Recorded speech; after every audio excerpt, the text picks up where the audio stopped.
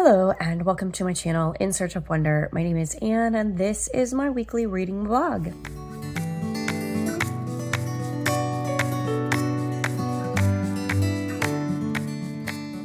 This week's reading vlog is just pretty chatty about all the books that I managed to read. And I feel like I'm getting back into my normal level of reading and my normal level of enjoyment in reading. So that's good. Also, as you might be able to tell, I'm not feeling the greatest, so started out fine this week, but as the week goes on, you can see that I start to feel kind of not so great, but hopefully it is still an enjoyable video with conversation about the things that we love to talk about the most, which is, of course, books. So here we go. Hello, it's Monday evening, and I actually finished this book, and then there were none yesterday, but this is my first opportunity to film a clip. Yes, it has been a very busy weekend, full of fun things, church activities, and my kids had a school activity, and we've just had special events going on. I was able to meet with a friend on Saturday. Just a lot going on, but more than that, a lot of peopling has been involved in the past 48 hours. And I'm done peopling. I need a little bit like zero people time. But I also need to make this clip real quick. So I read, and then there were none. And I finished it. And I really enjoyed it. It was fun. Well, fun. I mean, people are being picked off one after the other, one by one. So I wouldn't exactly call that fun. But it was an engaging mystery, trying to figure out what was going on and who was responsible and what was true and what wasn't. It was just a very well-written mystery, in my opinion. And I thoroughly enjoyed the process of reading it and trying to figure out what was going on. And there were a couple of twists in the story that were a lot of fun. I just think it was a really creative story and a creative way of solving the mystery, and just altogether a really great mystery. Then I saw something on it. I was like, okay, it says, and then there were none is the title, right? And then underneath it says previously published as 10 Little Indians. And I was like, oh, that makes sense, because there is a poem. Well, they go to this place called Soldier's Island, and then the name is supposed to have come from this rhyme, this children's rhyme. And it says 10 little soldier boys went out to die. One choked his little self, and then there were 9. And it's like this really morbid rhyme. But it makes sense, you know, for like a nursery rhyme, that it would have been 10 little Indians went out to die, you know, because we have the song, 1 little, 2 little, 3 little Indians, folk song. So that makes sense. So then I was looking it up a little bit more, and I was shocked and appalled, and I say that seriously, to discover that that was still not the original. The original, as originally published by Agatha Christie, and there I go being redundant again, was not 9 little soldier boys, nor was it 9 little Indians, or 10, I should say. There were originally 10. It was 10 little blank. Racial slur that begins with N, that my entire life of 40 plus years has been considered a terrible word that one must not say under any circumstances. And I was appalled that it was published with that title in 1939. And also, every place in this book where it says soldier, which is like everywhere, it originally said the N-word. And that kind of like put it in a very, very different light. So I'm glad that they salvaged the story, because it really is a creative and well-told story. I'm glad that all of this is one instance where I feel like rewriting and editing and taking all of that out was a really good idea. really good idea. That was just, yeah. I was very, very surprised to see that. And I also was very pleased to read that it was never published in the United States in that title, because the United States, even in 1939, was like, no, we can't do that. Nope, that's not going to work here. So yeah, that was very interesting. So yeah, little information to brighten your day, right? So anyway, that was that. I am currently reading If the Boot Fits, and this is fun. I wish I had more time to read it. I'm this far. I just haven't had time to really sit and read, but I'm hoping to get in a good hour's worth of reading before I need to go off to Dreamland. So I'm going to read a little bit more. It's fun so far. I'm enjoying it.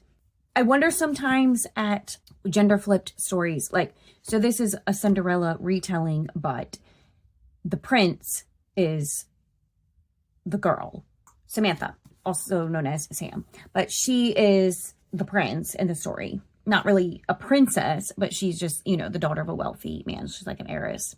And then Cinderella is Asher Ellis, which I thought was creative and a fun name. But he is Cinderella.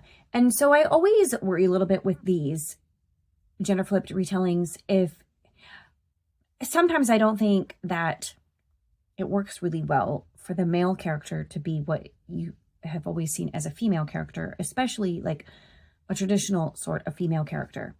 And, you know, can you make the man in that story, like, I don't know, it would seem not very masculine for a grown man to be at the mercy of his stepmother.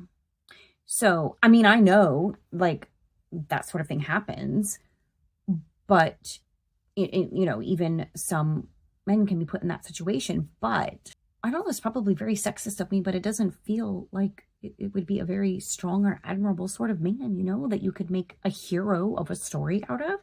Am I making sense? I'm probably sounding like all kinds of sexist, but anyway, I always wonder, like, if the genders can be flipped and the story still be really good. So the jury is actually still out on this one, but so far I'm enjoying it. And I am very interested to see where the story takes us from here and what happens. I like the relationship that our character has with her younger brother. And I also like, well, and also the main male character has two younger brothers, and has a good relationship with them as well. And also I like what's developing in the character development area as far as her relationship with her father, and, you know, things that she's learning about him that she didn't know. She had made these assumptions. So she's a grown woman now, and she's having to work through some of her experiences growing up, and she's being confronted with the fact that maybe she didn't always see things accurately, and she's having to adjust what she always thought about her father and the relationship that they had, and her father's relationship with her mother, etc., all of that kind of stuff. And she's doing it in a very mature way, you know. Like, initially she has a lot of bitterness based on false assumptions, but she's, you know, able to honestly look at her past and kind of rework her perspective a little bit based on new information that she's receiving. And I like that, because that actually takes a lot of maturity for a person to be able to do that. I think most of us struggle with that, being honest with ourselves and being humble enough to be able to say, you know what, I was wrong about so-and-so, and my perspective was skewed by bitterness or a lack of information or what have you, negative emotions that just overwhelmed me, whatever. Anyway, so it looks like the character development there will be well done in that sense. So I'm enjoying that. I also read more in 12 Ways Your Phone is Changing You, and oh my goodness, I was like highlighting all over the place in the chapters that I was reading. I'm starting to get into like the meat of what it's talking about, and it's been really helpful so far. Really enjoyed it. I don't have the copy with me. So maybe my next clip, I might read a couple of quotes from it. I'm wanting to finish that one by like Wednesday at the latest. We'll see. We'll see if that happens.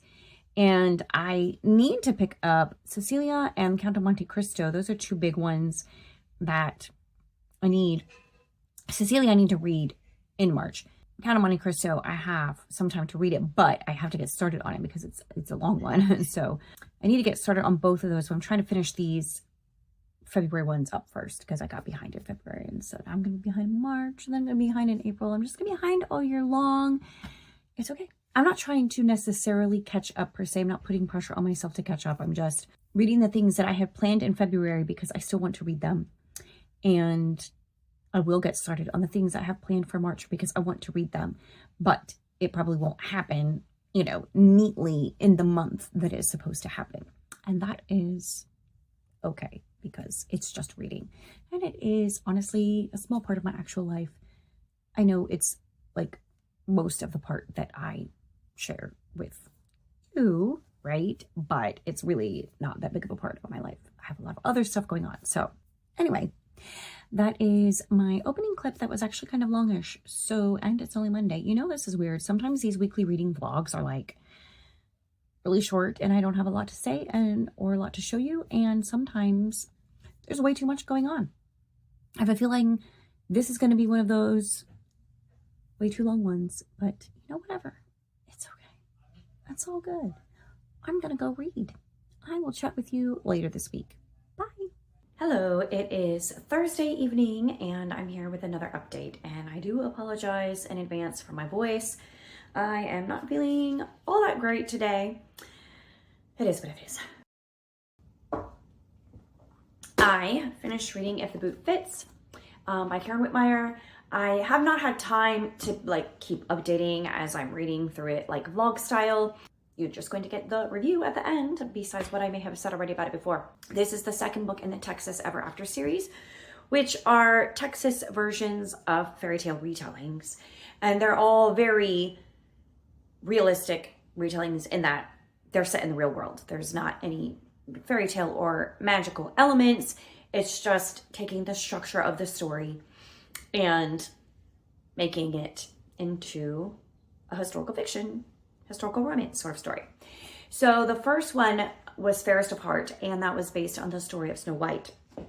And this one was If the Boot Fits, which was based on the story of Cinderella, but it was gender twist. So the girl is the prince, and I mean, not really, but she's like the wealthy one, the heiress.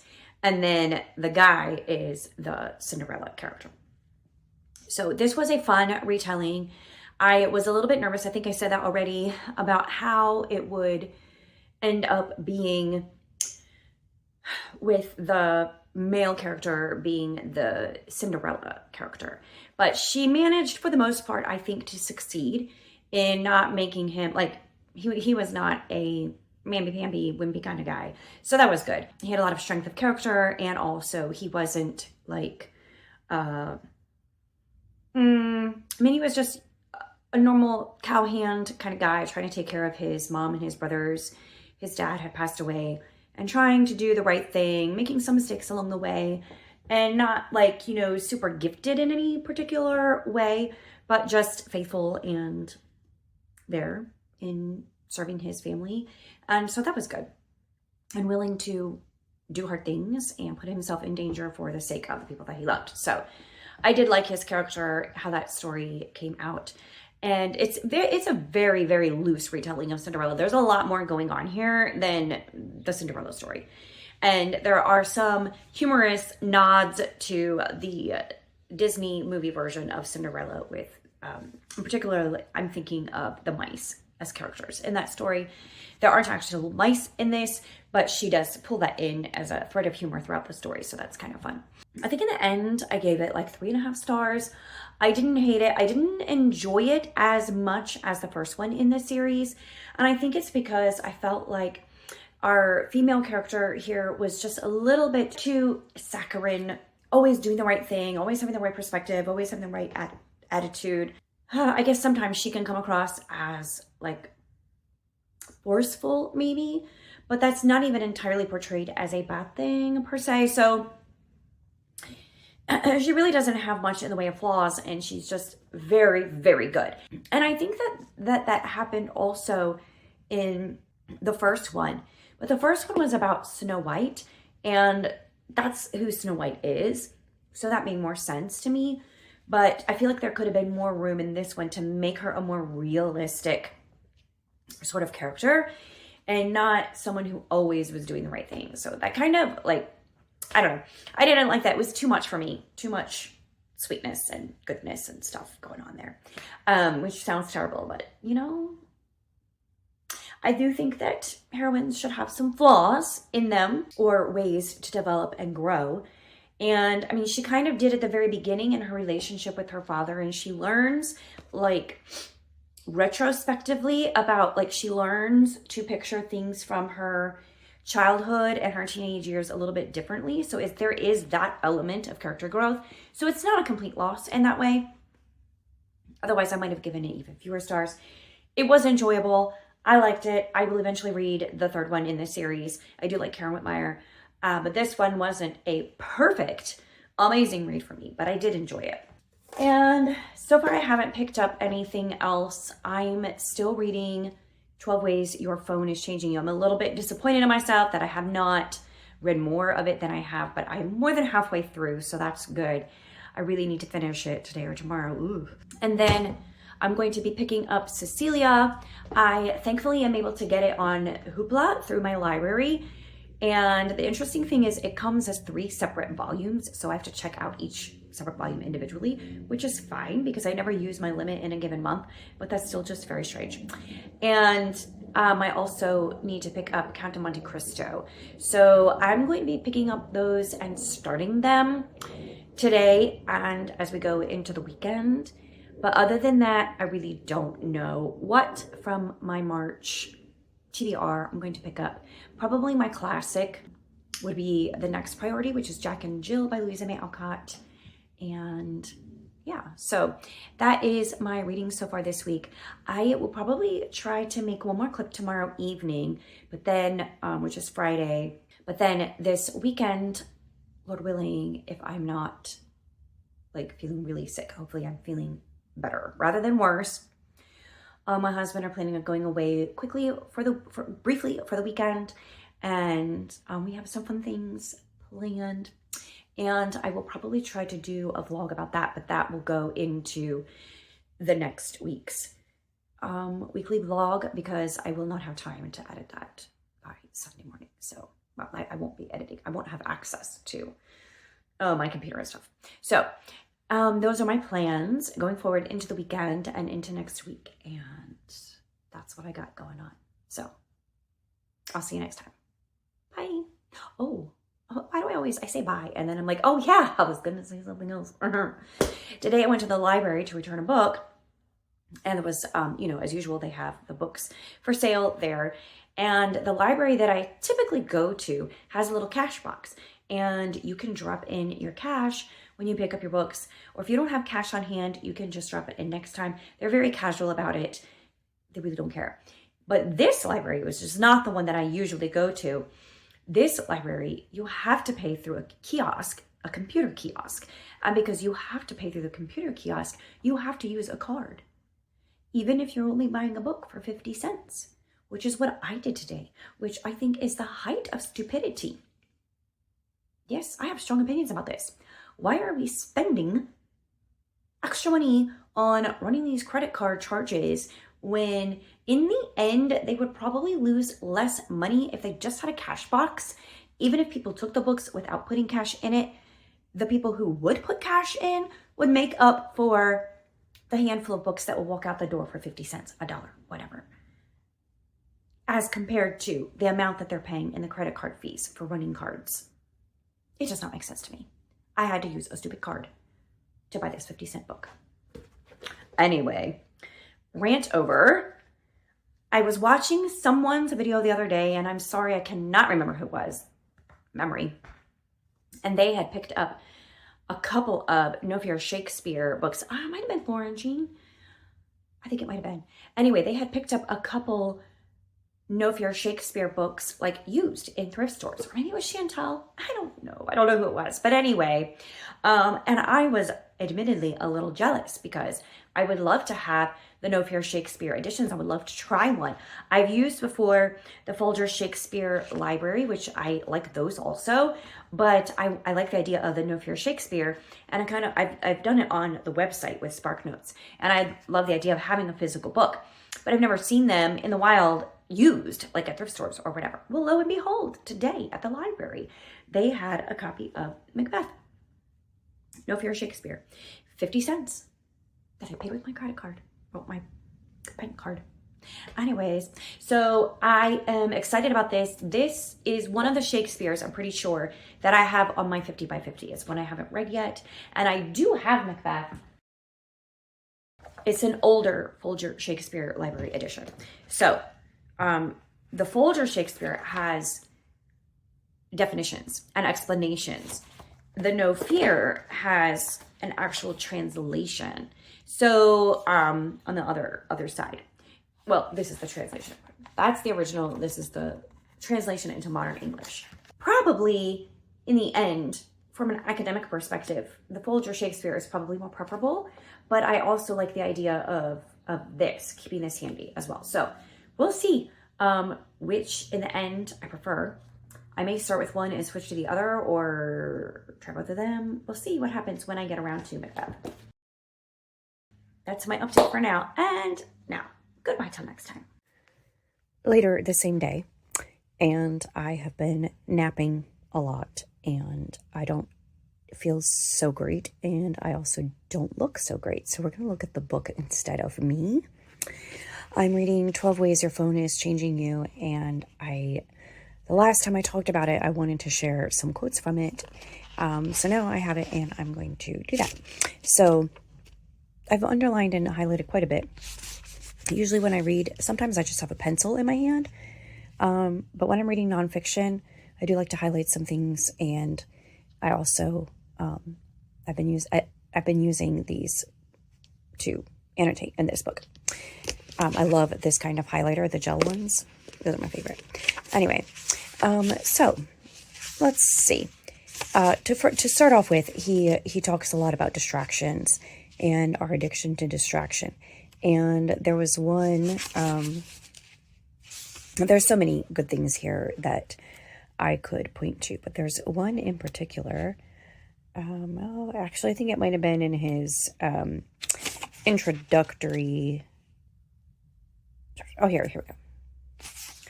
This one. It is difficult to serve God with our heart, soul, strength, and mind when we are diverted and distracted and multitasking everything. Our spiritual condition today is one of spiritual ADD. And I thought that was a really great way to look at it. This chapter on ignoring our flesh and blood is really, really impactful. And he spends a lot of time talking about texting while driving and the issues with that. And this statistic is very sobering. Texting while driving makes your chance of a crash 23 times more likely.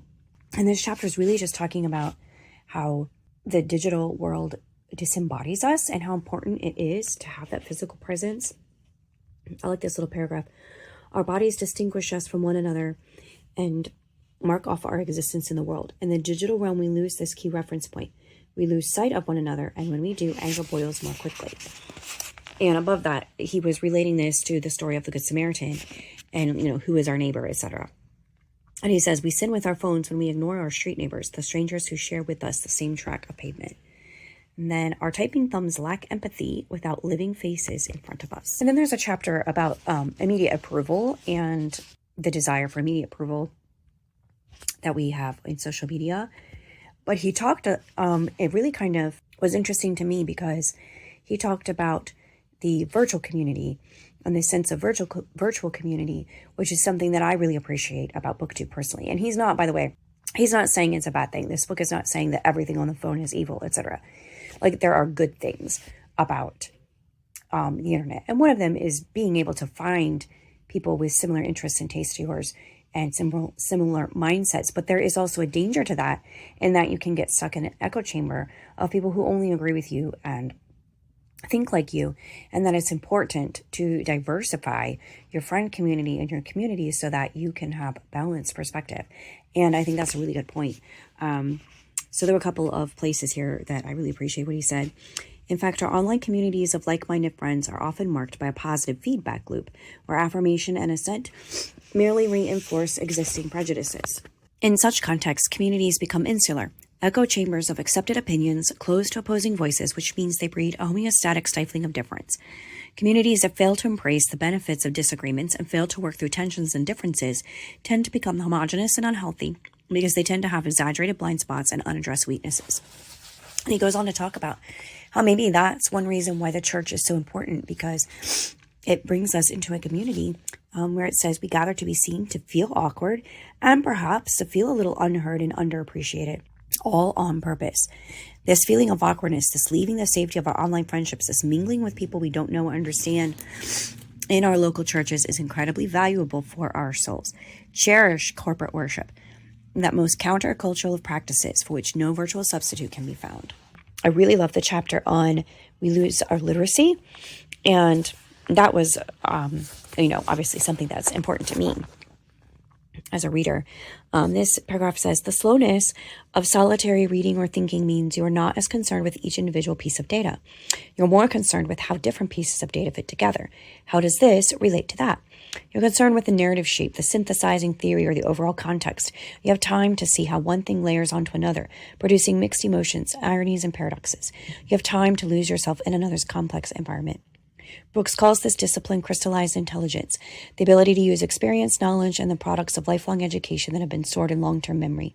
It is the ability to make analogies and comparisons about things you have studied before. Crystallized intelligence accumulates over the years and leads ultimately to understanding and wisdom. And that's the benefit of reading with concentration and reading, full-length books, as opposed to just, memes and texts and tweets on X and the like. If you want to internalize a piece of knowledge, you've got to linger over it. But we've been trained to not linger over digital text. The literacy problem we face today is not illiteracy, but illiteracy, a digital skimming that is simply an attempt to keep up with the deluge of information coming through our phones, rather than slowing down and soaking up what is most important. And he points out that, the Bible is a fix for this, because, when we study the Bible, we are called to suspend our chronic scrolling in order to linger over eternal truth, because the Bible is the most important book in the history of the world. And the Bible calls for lifelong engagement. It's not something you can scroll through and be done with and move on. It's something that you have to study. So I've read some more. I'm more than halfway through the book. But those were some things that particularly stood out to me that I appreciated about this book. And I'm going to keep reading. It is now Friday evening, and as promised, this is my final clip for the week. And here I am. That's all I can say for myself. I sound terrible. I look terrible. Thankfully, I don't feel super terrible. I did early this morning, so I stayed home from work and rested a lot today. So it's at it's like 4:45. And so I'm still riding my afternoon heights of feeling pretty well, but I know probably this evening I'll start to feel worse again, and then in the morning, blah, blah, blah, blah, whatever. But anyways, while I have a moment of energy, etc., I will share what I finished reading, which is 12 Ways Your Phone is Changing You. Last night, I recorded a clip with some quotes that struck me as I was reading it. So I won't go too much more into detail, except to say that I definitely recommend this book for every Christian in the modern era, assuming you have a smartphone, which is going to be most of us, right? And I think for those of us, there was a lot in here that spoke to me directly as a person who contributes to the content of social media and, a content creator.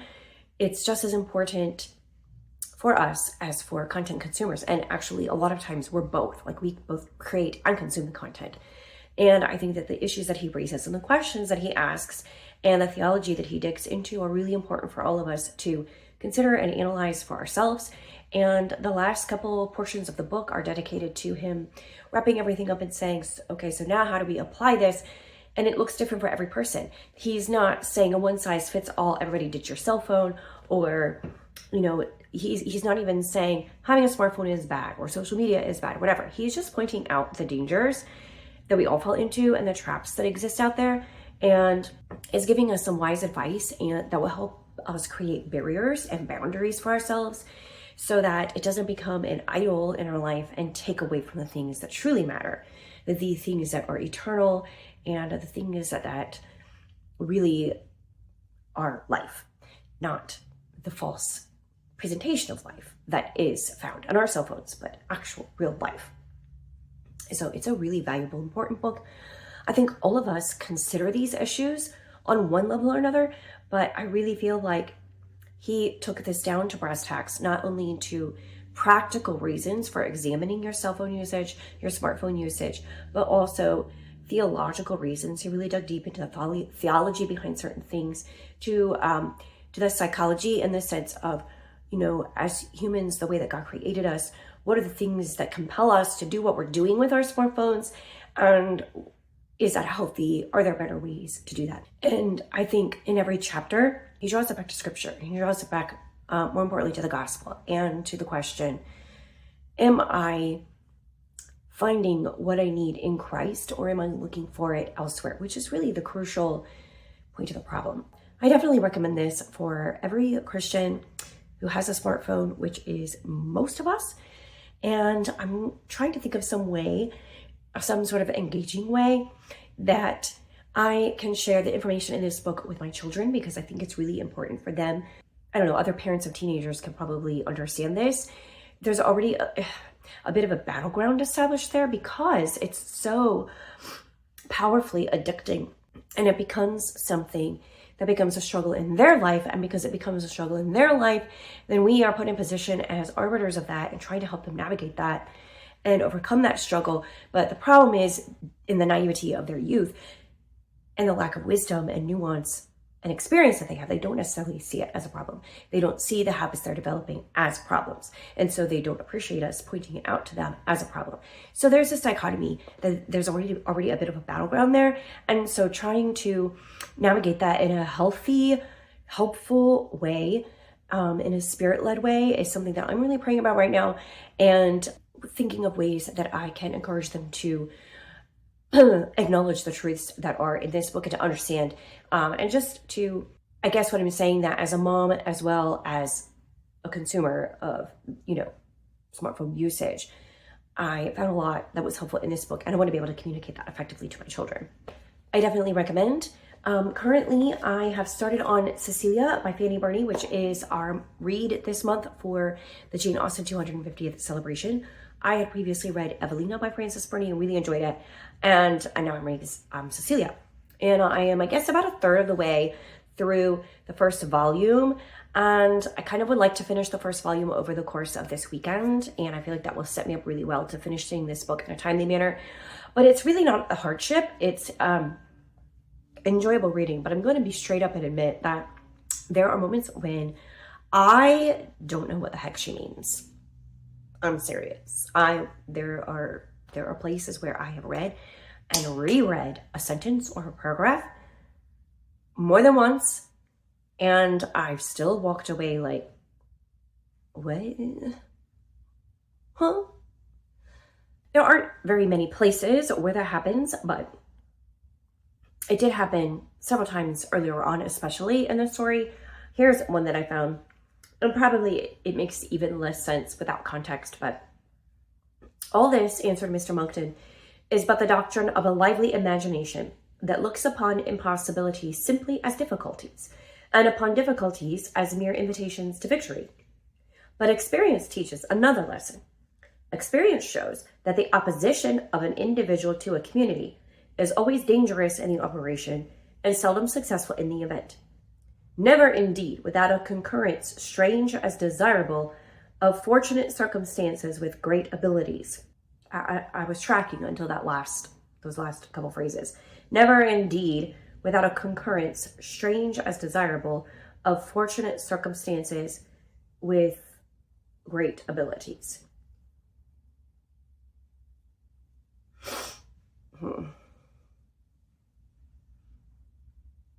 I don't know. I mean, I think he's saying that